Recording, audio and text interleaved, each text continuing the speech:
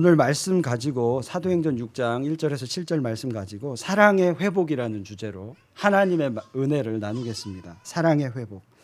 저는 오늘 말씀을 보면서 특별히 하나님의 새로운 메시지를 발견했습니다. 평상시와는 다른 약간 다른 시각으로 하나님께서 말씀을 보게 하셨습니다.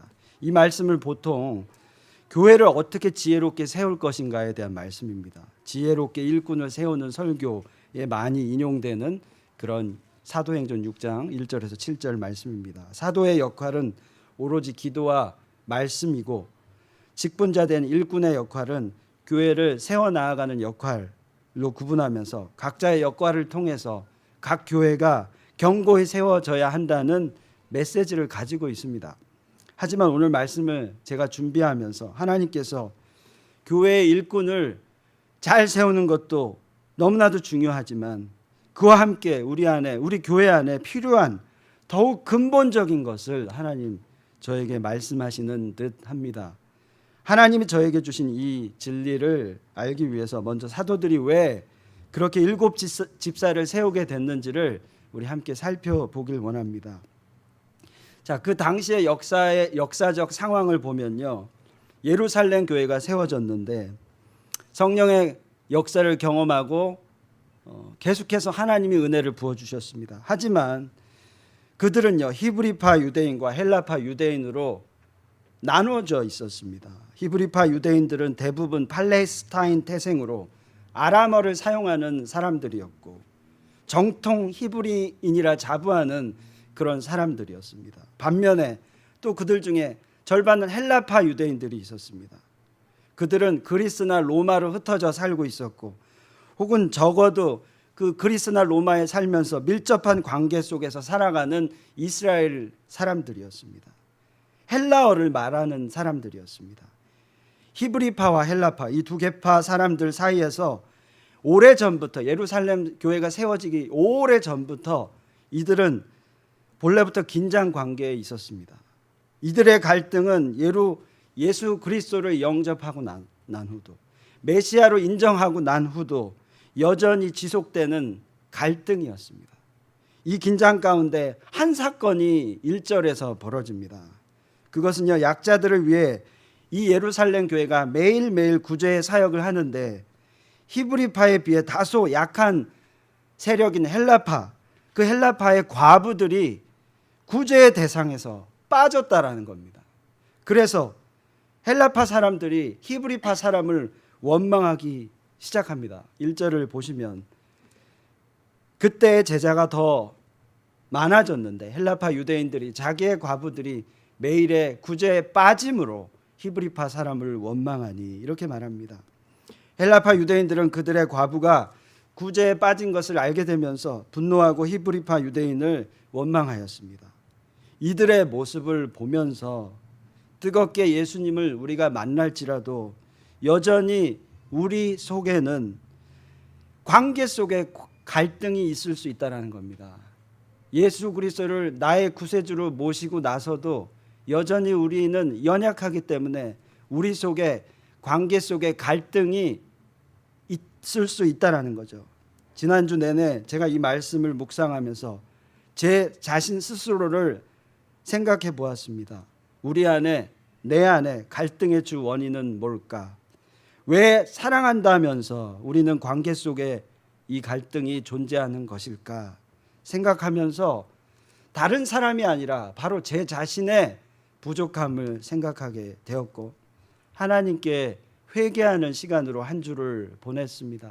여전히 갈등이 존재하는데 그것은 나의 연약함, 나의 죄성이라는 것이죠. 그걸 깨닫게 해주신 겁니다. 예수님을 믿는다는 것은 무엇일까요? 나의 자아를 부인하는 겁니다. 예수님과 함께 산다고 하지만 여전히 우리는요, 우리의 입장이 존재할 수 있습니다. 나의 입장만 생각하게 되고 저 같은 경우는 목회가 바쁘다는 핑계로 정작 영혼의 고귀함, 영혼을 섬기는 것을 잊고 살면서 때로는 사랑이 없고 사랑을 받기를 원하기만 하는 그런 저의 모습, 우리의 모습이 있다라는 것이죠. 결국 이것은 내 안에 주님의 참사랑이 소멸되고 사라졌기 때문이라고 생각하게 됩니다. 그래서 저는 다시 한번 주님 앞에 무릎 꿇는 시간으로 한 주를 보냈습니다. 만약 여러분 안에도 사랑이 없다고 느끼신다면, 예수 그리스도를 구세주로 모셨는데 그럼에도 불구하고 내 안에 사랑이 없다고 느끼신다면, 우리는 다시 한번 나를 사랑하시는 하나님의 사랑을 깨닫는 그런 그리스도인이 되어야 하겠습니다. 그리고 그 사랑을 어떻게든 회복해서 내가 주님의 자녀로 바로 살며 사랑을 소유한, 그래서 내 삶이 하나님 그리스도의 향기가 되고 우리 교회가 진정한 사랑 교회 공동체가 되어야 하겠습니다. 요한일서 4장 8절에 하나님에 대해서 정확하게 이야기합니다. 하나님은 사랑이심이라. 요한일서 4장 8절입니다. 하나님은 사랑이심이라. 하나님의 본체는 사랑입니다. 그 사랑 때문에 이 땅에 오셨고, 그 사랑하심 때문에 하나님은 우리를 위해 희생하셨고 죽으셨고 지금 우리와 함께 계시는 것입니다. 하나님의 그 사랑 때문에, 사랑이 있기 때문에 우리는 하나님의 은혜를 누리게 됩니다. 사랑이 있는 삶이야말로 복음대로 사는 삶일 것입니다. 문제는 우리가 이 하나님의 사랑을 깨닫지 못하고 관계 속에 여전히 그 사랑 없어서 갈등하고 지체들을 사랑하지 못한다라는 거죠. 오늘 말씀을 통해서 우리 안에 사랑의 부재의 원인이 무엇인지 진단하고 그 사랑을 회복하는 그런 메시지가 되길 바랍니다. 성경을 보면 우리에 대해서, 우리의 본성에 대해서 우리는 다 악하다라고 이야기합니다. 로마서 1장 29절에서 31절을 우리 함께 보시면 로마서는 이렇게 얘기합니다. 우리의 모습입니다. 곧 모든 불의, 추악, 탐욕, 악의가 가득한 자요, 시기, 살인, 분쟁, 사기, 악독이 가득한 자요, 수군수군 거리는 자요, 비방하는 자요, 하나님께서 미워하시는 자요, 능욕하는 자요, 교만한 자요, 자랑하는 자요, 악을 도모하는 자요, 부모를 거역하는 자요, 우매한 자요, 배약하는 자요, 무정한 자요, 무자비한 자라. 이 사람이 바로 저와 여러분이라는 것이죠. 왜 그럴까요? 우리는요 다 자기 중심적입니다. 그래서 이 말씀대로라면 우리는 각자 우리 자기 입장만을 생각하는 그런 연약함이 있습니다. 예루살렘 교회가 있기 전부터 이스라엘은 헬라파, 히브리파로 갈려져 있었습니다. 히브리파들은 다윗 혈통을 이어받은 정통이니까 우리가 더 낫다. 헬라파는 그리스 로마 각지에서 흩어져 쌓은 재력으로 자기들에게 맞서는 히브리파를 대항하여 그들을 공격하고 아니다, 우리가 맞다 라고 서로 갈등하면서, 그들의 갈등은 예수 그리스도를 메시아로 인정했는데도 불구하고 여전히 그 예루살렘 교회에 남아있는 그런 연약함이었습니다. 그들은요 근본적인 이 갈등의 문제를 먼저 해결해야 했습니다. 특단의 조치로 사도들이 그때까지 자신들이 감당했던 사역의 직분을 직분자에게 맡기게 되고 자신들은 기도와 말씀 사역으로 돌아가겠노라 라고 3절과 4절에 그렇게 특단의 조치를 내립니다. 놀라운 것은 이 갈등을 해결하기 위해 쉽지 않은 결정을 했다라는 사실입니다. 우리가 그것을 찾을 수 있는데요. 히브리파 사람들이 자신의 기득권을 내려놓은 모습을 우리가 찾을 수 있습니다. 우리 5절을 보시면요. 오늘 말씀 5절을 보면 우리는 어떻게 히브리파인들이 자신의 입장을 포기했는지 우리가 발견하게 됩니다. 1절에서 우리가 봤듯이 히브리파 사람들이 기득권을 잡고 있기에 헬라파 과부들이 구제의 대상에서 빠진 것을 우리가 알 수 있습니다. 그래서 히브리파 사람들은 헬라파 사람들은 히브리파를 원망했지요. 그런데 5절에 보면 이들이 7명의 직분자 집사를 세우게 되는데 이들의 이름을 보면 다 헬라파 그룹에 속해 있다라는 걸 우리가 알게 됩니다. 다 헬라파 사람들입니다. 7명의 집사가 모두 헬라파에서 뽑혔습니다. 그러니까 이것은 히브리파 사람들이 자신의 기득권, 자기의 입장을 내려놓았다라는 것을 우리가 유추해 볼 수 있습니다. 예루살렘 교회가 이 일로 말미암아 점점 말씀이 왕성해졌고 제자의 수가 더 많아졌으며 부흥의 시발점이 됐다라고 오늘 말씀 마지막 절에 기록하고 있습니다. 우리가 관계 속에 갈등이 생기는 이유는 자기 입장만으로 생각하기 때문입니다. 그리스도의 사랑이 없기 때문이죠. 하나님은 사랑의 하나님이시라 우리는 성경을 통해서 봅니다. 하나님은요, 절대 당신의 입장에서 우리를 생각하지 않으셨습니다. 하나님은 늘 우리 입장에서 우리와 함께 하시고 우리를 동정하시고 체휼하시는 아버지 하나님이십니다. 만약 하나님 당신의 입장에서 우리를 평가하시고 바라보셨다면 우리는 심판받아야 마땅한 죄인인 것입니다. 그런데 하나님은 당신의 입장이 아닌 우리의 입장에서 우리를 이해하시고 체휼하시고 우리를 용서하시고 우리를 기다리고 계신다라는 겁니다. 타코마 목사회에 우리 교회가 소속돼 있고 저는 목사회에 이렇게 섬기고 나가고 있습니다. 목사회는 대략 50여 명의 목사님들이 선교사님들이 계십니다. 지난달에 총회를 참석하는데 조금 제 자신 스스로가 붉어진 사건이 있었습니다. 그런 모습을 목격하게 되었습니다. 회의 중에 어떤 목사님이 당신의 뜻이 제대로 전달이 안 되고 결정이 안 되니까 갑자기 일어나서 발언권도 없는데 이렇게 의장이 진행을 하고 있는데 일어나셔서 손가락질을 하며 목소리를 높이셨습니다. 인도하시는 목사님에게 당신이 뭘 안다고, 나는 10여 년 이상을 몇십 년 이상을 이곳에서 있었는데 당신이 뭘 안다고 그러냐고 이렇게 손가락질하는 목사님의 모습을 보았습니다. 창피했습니다. 목사님이 그럴 수 있다는 게 창피했습니다. 목사일지라도 하나님의 사랑을 잃어버리면 우리는 우리 입장대로 생각할 수 있는 연약한 백성이라는 사실을 다시 한번 생각하게 되었습니다. 우리가 하나님을 만났다고 하면서 우리 안에 여전히 분쟁이 존재한다면 그것은 하나님의 사랑을 아는 것이 아닙니다. 우리의 자아를 부인했다고 하면서 왜 우리는 상대방을 여전히 이해하지 못하는 걸까요? 내 생각이 있기 때문이죠. 사랑이 있다면 이해할지 못할 것이 없다. 그것을 우리는 금방 결론 지을 수 있습니다. 우리가 다만 상대방을 이해하지 못하는 것은 우리 안에 하나님이 우리에게 주신 사랑이 존재하지 않기 때문이라는 사실입니다.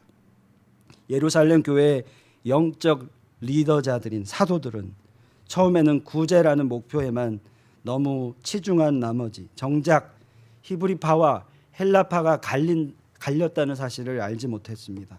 그 갈등을 캐치하지 못했습니다.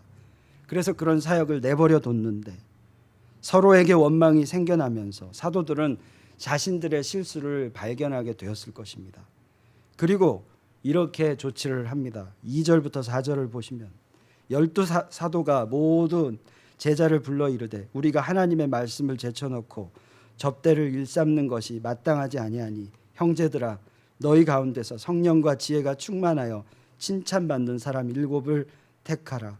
우리가 이 일을 그들에게 맡기고 우리는 오로지 기도하는 일과 말씀 사역에 힘쓰리라 하니. 사도들은 자신들의 실수가 하나님의 말씀을 제쳐놓고 구제가 우선된 것이라는 걸 깨달았습니다. 하나님의 말씀은 뭔가요? 아까 우리가 요한일서에 보았다시피 하나님은 사랑이시고 하나님의 말씀은 서로 사랑하라. 이것이 하나님의 말씀인데 정작 구제가 사랑을 나누기 위한 구제가 아니라 구제를 위한 구제가 된 것을 깨달은 거죠. 그래서 사도들은 다시 신앙의 본질인 기도와 말씀으로 돌아간 겁니다. 그리고 기도와 말씀을 통해 깨달은 것들을 실천하는 사역은 하나님이 지혜 주신 7 집사를 세우게 된 것이라고 우리가 생각하게 됩니다. 사람들 중에 관계 중심적인 사람이 있고 또 일 중심적인 사람이 있습니다. 하나님은 제각기 다른 성향을 하나님의 뜻에 따라 우리에게 주셨습니다. 관계 중심적인 사람이 있고 일 중심적인 사람이 있고 무엇이 맞고 틀리다라고 우리는 이야기할 수 없습니다. 그것이 우리의 삶의 모습 속에서 각자의 모습으로 드러납니다. 양쪽 다 장단점이 있는데 관계 중심적인 사람은 관계가 좋고 따뜻하지만 목표를 이루기 위한 성실과 끈기가 부족합니다. 반면에 일 중심적인 사람은 목표 의식이 뚜렷하지만 관계를 중요시 여기지 않기 때문에 결정적일 때에 다른 이에게 상처를 줄 수도 있습니다.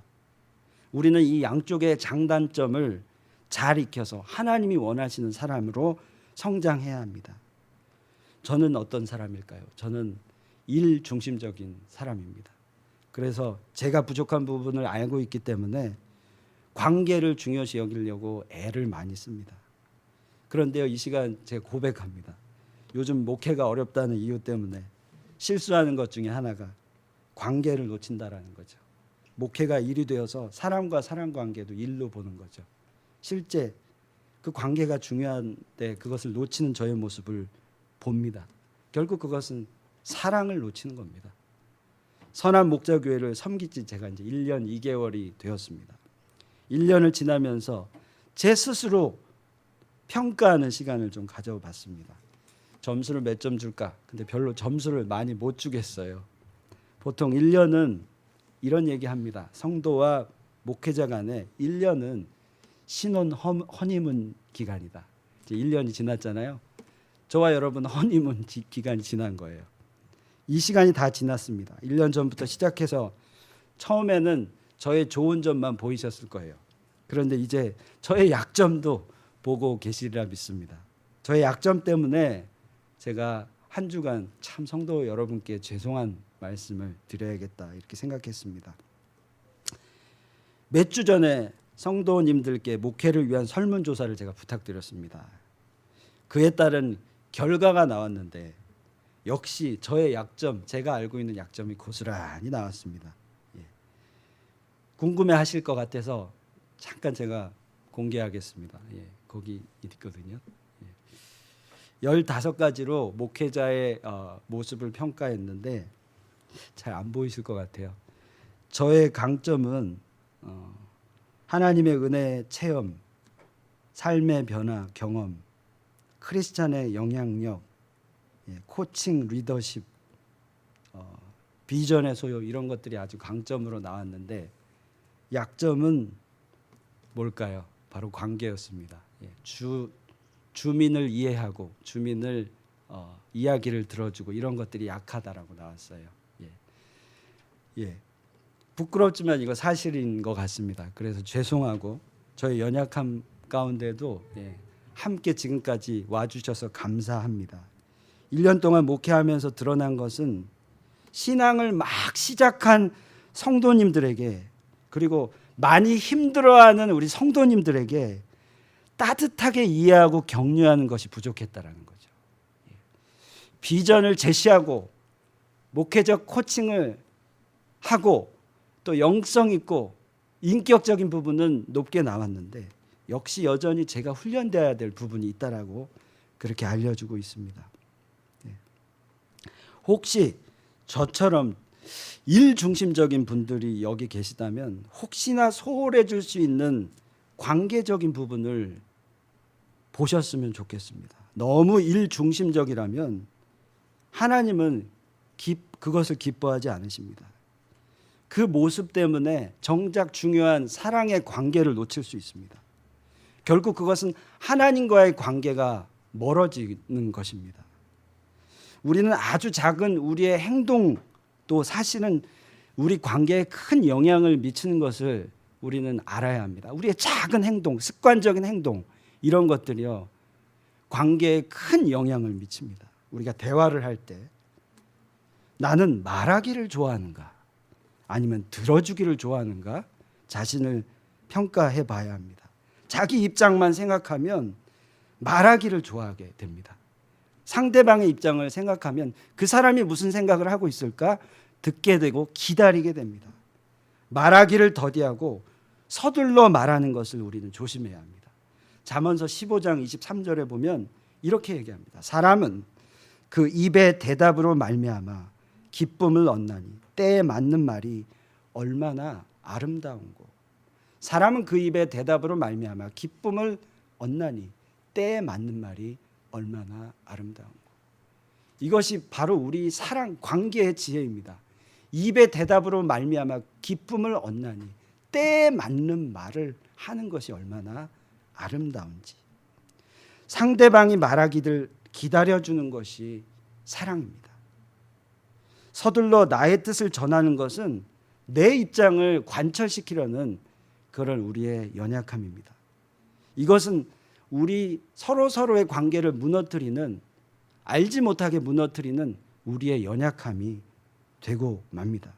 요즘 우리가 한국 사람이라면 카톡을 잘 사용하잖아요.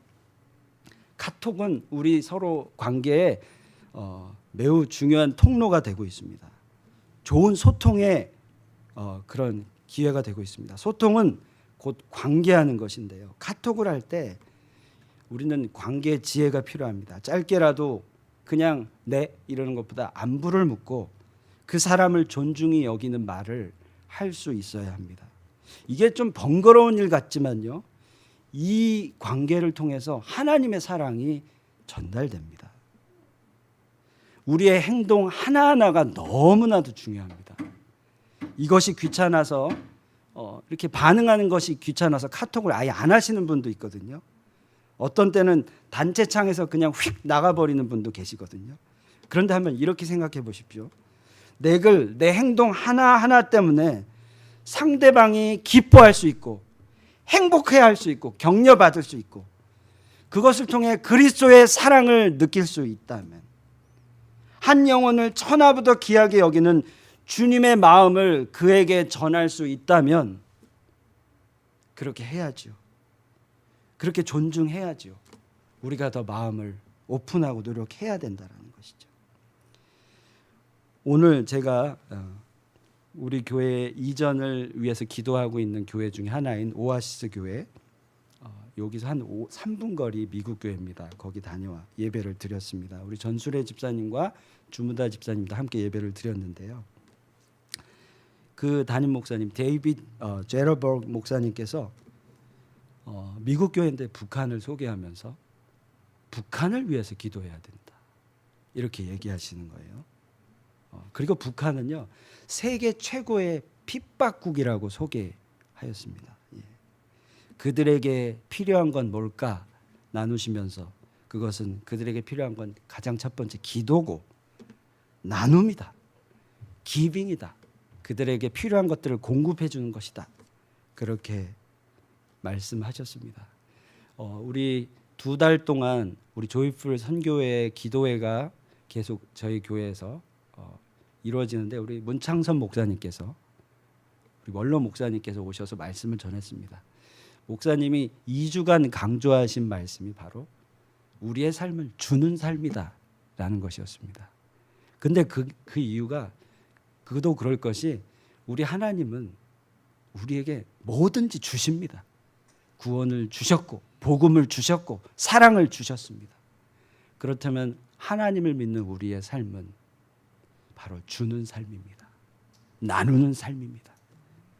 요한일서 3장 17절에 누가 이 세상의 재물을 가지고 형제의 궁핍함을 보고도 도와줄 마음을 닫으면 하나님의 사랑이 어찌 그 속에 거하겠느냐 이렇게 얘기합니다.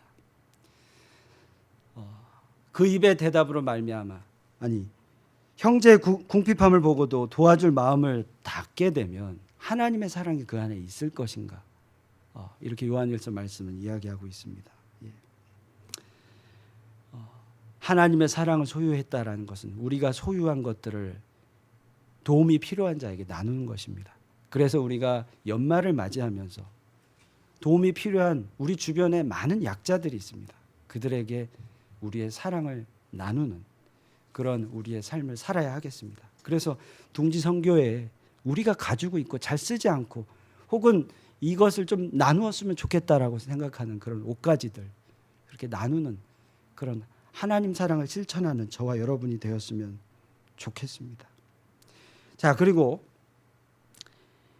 관계 중심적인 분이 여기 또 계시다면 또 하나 우리가 기억해야 될 게, 내가 그 목표를 향해 잘 가고 달려가고 있는지를 우리가 잘 살펴봐야 합니다. 목표를 향해서 내가 잘 나아가고 있느냐, 목표를 소홀히 한다라는 것은 하나님 우리 각자에게 주신 사명을 소홀히 하는 것입니다.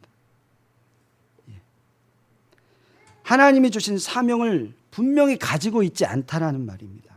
만약에 누군가와 약속을 했는데 지키지 않는 것이라면 그것은 책임감이 없는 겁니다. 하나님의 사람은 누군가와 약속을 했다면 그것을 지키는 그런 성실의 자세가 필요합니다. 아무리 좋은 관계 중심적인 사람일지라도 만약에 성실하지 않다면 그것은 신뢰를 잃게 되고 결국 관계는 깨지게 됩니다. 관계 중심적이라고 해서 사랑이 있다라고 얘기할 수 없습니다. 성실이 없다면. 그래서 우리는 늘 주시는 말씀을 통해서 하나님의 사랑을 배워야 하는데 그 사랑 안에는 성실도 포함된다라는 거죠. 하나님은 어떤 분이신가요? 성실하신 분이십니다. 시편 기자는 그분의 성실함을 이렇게 노래합니다. 주의 성실하심은 대대에 이르나이다. 주의 성실하심은 대대에 이르나이다. 하나님은 정말로 대대로 성실하신 분이십니다. 대대로 하나님이 은혜를 부어주셨고 지금 나에게 이르기까지 하나님은 그 일을 변함없이 약속대로 행하시는 성실하신 분이십니다. 이 성실하심은 우리를 향한 그 사랑의 근거가 됩니다. 하나님을 따르는 우리 또한 하나님을 따른다면 성실해야 합니다. 언제나 성실한 자가 사랑을, 진정한 사랑을 담고 있는 자입니다. 제가 아는 목사님 중에 성격도 좋고 관계도 너무 잘하세요.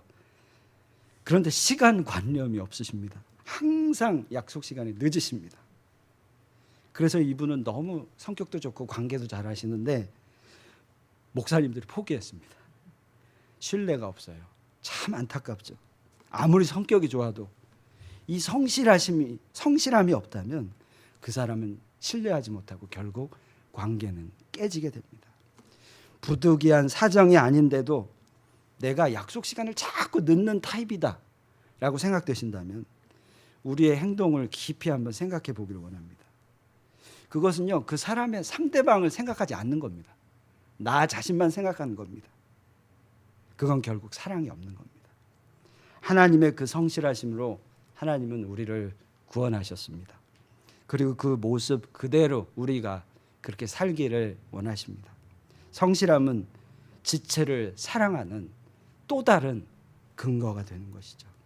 말씀을 맺겠습니다. 사도들의 기도와 말씀이 이어지게 되니까 4절에 자기 입장을 추구하고 관계적 갈등 가운데 있는 헬라파, 히브리파, 갈라진 그 이스라엘, 그 예루살렘 교회가 회복되는 일이 일어났습니다.